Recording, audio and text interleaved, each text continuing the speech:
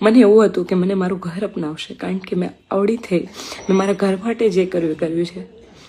અને જ્યાં સુધી આ સમાજ માટે મેં ગીતો ગાયા, સમાજના ગીતો ગાયા, ત્યાં સુધી હું બધાને વાલી લઈ ગઈ.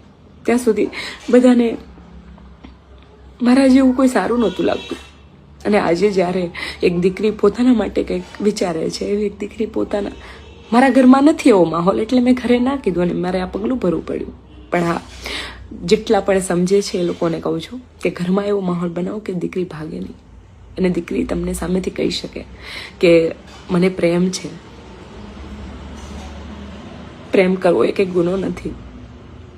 જો મારા બાપનો જીવ બળતો હોય તો હું પણ એક દીકરી છું, અને મારામાં પણ જીવ છે, અને મારો જીવ બળ્યો છે. આજે તમે આખા સમાજે થઈને મને ચર્ચાનો વિષય કરી નાખ્યો છે. જે લોકો મોટા